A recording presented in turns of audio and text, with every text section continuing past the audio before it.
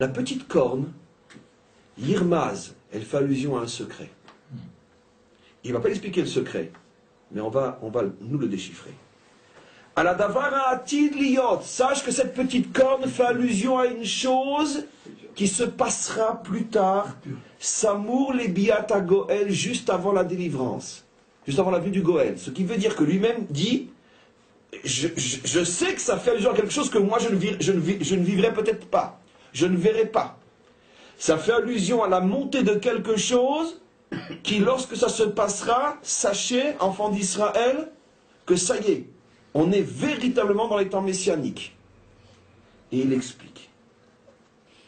Ça peut être une révélation qui vient d'en haut, parce qu'il ne dit rien, mais il en dit déjà trop. Et regardez la précision. Qui tetse âme, mais misrar, se lèvera un peuple qui vient de l'Est. Vous savez que tous les points cardinaux dans la Bible, c'est toujours en fonction de Jérusalem. À l'Est, au Nord, au Sud, etc. Ça, c'est une des clés de lecture qui est connue que à chaque fois qu'on parle d'un point cardinal, c'est par rapport à Israël, puisque c'est la Torah d'Israël. Donc, se lèvera un peuple venant de l'Est,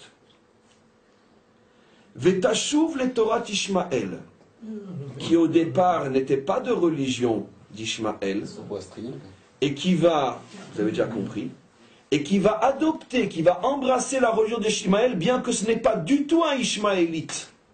Un peuple qui n'a rien à voir avec les Ishmaélites, qui va épouser la religion d'Ishmaël et qui vient de l'Est, l'Est de Jérusalem, et c'est lui, cette fameuse corne, qui finalement va prendre véritablement le pouvoir à la fin des temps, juste avant la délivrance finale. Vetashrit mehem shalosh malchuyot. Et cette petite corne qui n'était pas au départ Ishmaël et qui va épouser la religion d'Ishmaël va se battre contre le Ishmaël traditionnel, contre le vrai Ishmaël, et va faire tomber plusieurs royaumes du vrai Ishmaël, c'est-à-dire du Ishmaël qui est Ishmaël de race Ishmaël, puisqu'il y a la religion d'Ishmaël et la race d'Ishmaël. C'est clair. Lui ne sera pas de la race d'Ishmaël, parce qu'on a dit c'est un occidental, mais il va épouser la religion d'Ishmaël. Bien sûr, évidemment, c'est les Perses. Mais évidemment, les Perses ne sont pas des Arabes, mais faites de l'histoire avant de faire de la Torah. Ce sont des Européens. Ne dites jamais à un Perse que c'est un Arabe. Il vous coupe la tête tout de suite. Et donc,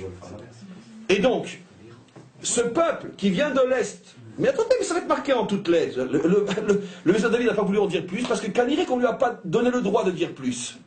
Il dit ce qu'on l'autorise à dire. Viendra, juste avant la délivrance finale, un peuple qui se convertira à l'islam, qui n'est pas un peuple appartenant à la famille d'Ishmaël, et c'est lui qui, dans un premier temps, va se battre contre les vrais, on pourrait dire, les vrais traditionnels ishmaélites, chiites, sunnites. Ishmaël est sunnite, n'oubliez pas. Lui, la petite corne, n'est pas sunnite, il est chiite. C'est pas Ishmaël. Ben, eux disent qu'ils sont les seuls Ishmaël, peu importe, mais laissons-les se débrouiller entre eux, mais nous on comprend très bien, avec un million de décodage. On continue, regardez maintenant ce qu'il dit. Et j'ai pas fini. Passons maintenant au Ibn Ezra. Et regardez ce qu'il dit. Le Chacham Asfaradi, qui a vécu il y a quelques siècles aussi. Hein, je crois, si je ne me trompe pas, il est très comme quoi il a rencontré le roi Soleil, le roi Louis XIV. Il l'a rencontré. Et si je ne me trompe pas, il l'a rencontré. Et ils ont discuté sur qu'il était très impressionné par... le roi lui a demandé, parce qu'il avait entendu parler qu'il y avait un Chacham juif, etc. Et ils se sont rencontrés. Donc si je ne me trompe pas, mais je peux... Donc ça serait l'époque du roi Soleil. C'était lequel? Le roi combien? Louis XIV. Alors regardez ce qu'il dit. Regardez ce qu'il dit. Il dit la chose suivante. Achaya Revi'it, la quatrième bête, Aniré, j'ai vu. Ça, on m'a montré. Moi aussi, je suis un petit prophète. Qu'est-ce que ça Aniré? Ça veut dire que ce que je vous dis, je l'ai eu moi aussi en vision. Ou Malchut Ishmaël. Quatrième commentaire, ils ne se sont pas connus les uns les autres. Tous parlent d'Ishmaël. C'est Ishmaël. Et Nabuchodonosor, dans son fameux rêve de la statue, avait déjà fait allusion à Ishmaël quand il avait vu qu'une partie de la statue était en fer. Peu importe. Et il dit la chose suivante. Regardez ce qu'il dit. Lui aussi, comme le Metzilot de David. Et pourquoi elle a 10 cornes? Chez Pashta Malchut Ishmael Berov Yeshuv. Pareil, les mêmes mots. Parce que cette civilisation se répandra pratiquement dans le monde entier. Et il continue, Et lui aussi, regardez ce qu'il va dire. Vedavar akeren aktana. Et si tu veux savoir à quoi fait allusion la petite corne qui devient de plus en plus grande, Odeno Ati, ça c'est une vision pour beaucoup plus tard, 500 ans après lui. Moi je ne verrai pas ça, mais je sais que ça fait allusion à ce que les enfants de mes enfants verront lorsqu'ils reviendront sur leur terre à notre époque. Ki zehiye karov mebiyat hagoel. Regardez ça. Cette petite corne prendra de l'importance juste avant la venue du Messie. Vezot akeren. Et cette corne-là, il n'y a pas de nouveauté pour l'instant, mais je voulais justement que vous voyez confirmer, ce n'est pas simplement une hallucination du Metzilot de David.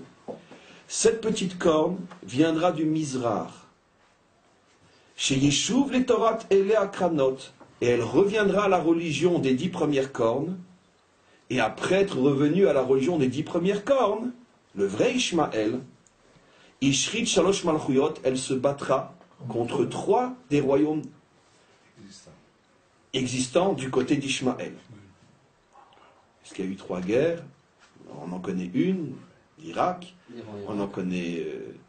peu importe. Bon, peu importe. Maintenant, regardez ce qu'il dit. Vézéa Meler, et ce pouvoir-là, Meler c'est dans le sens de pouvoir, le pouvoir de cette petite corne, Yechacham, il sera très très très rusé. Chacham, intelligent, rusé, dans le sens de rusé ici. Ou Medaber Gdolot, et il parlera avec une effronterie inimaginable. Il n'a peur de rien. D'accord. Az yushluchu kisot kol malcheov de kochavim azalot.